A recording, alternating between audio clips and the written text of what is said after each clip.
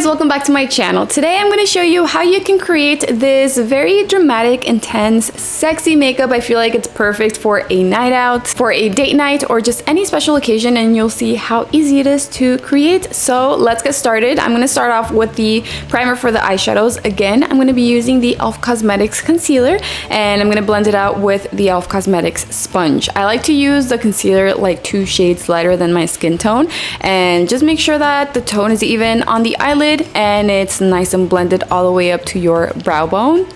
I will be applying a tape on the outer part. Normally I do apply it like this, like angled a little bit higher like this, but this time I'm going to kind of lower it a little bit more. Depending on how you apply the tape, the eyeshadows are going to look different, but any way you apply it will look nice. But if you want it to look just like mine, make sure you angle it like this, and you see that I left a space from the outer corner of my eye to the tape, like it's not right up against the corner of my eye or my lower lash line.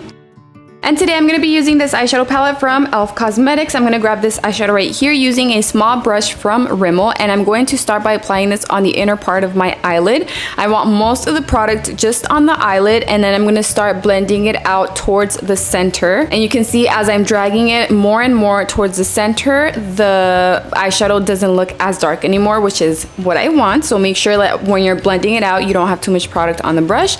And then I'm also going to move it a little bit higher so it can go past my crease, which is something that's very important. That way the eyeshadows can be more visible, especially when you're looking straight forward. You want them to be visible and not just on your eyelid, and your eyes will look a little bit bigger with that.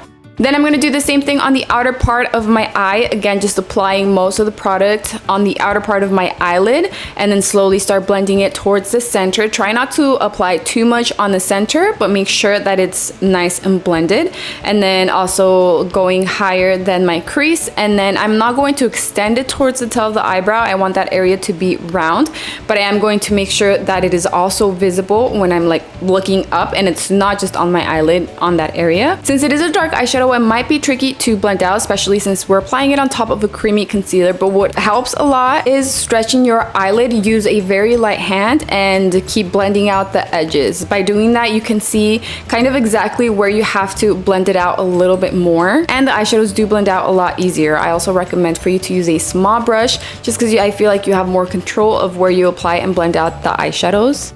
Then I'm going to grab this shimmery eyeshadow with my finger and apply it just like that on the center of my eyelid. This step is super quick and easy because you don't need to do a lot of blending, but I do want it just on the center of the eyelid, and I also want it to go past my crease, so just a little bit higher. And I just keep applying it in tapping motions, and it blends out so easy.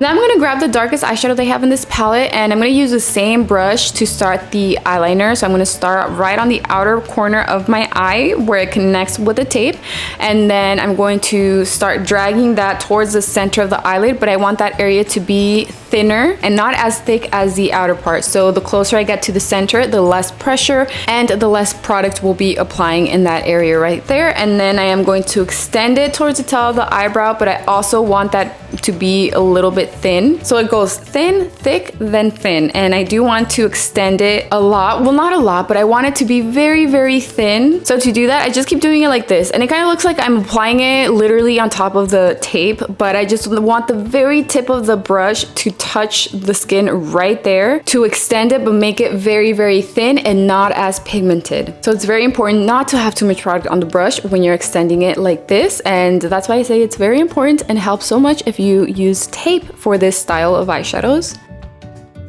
Then I'm going to apply that same dark eyeshadow on my lower lash line, but I'm only going to apply it on the outer part. So you can see that right here, I'm connecting it with the tape, and I'm not applying it any thicker than that. So I'm just dragging whatever's left on the brush from the outer corner towards the center, but trying to make it a little bit thinner right there because I don't want anything on the inner part of my eye, just because I don't want this makeup to be too dramatic.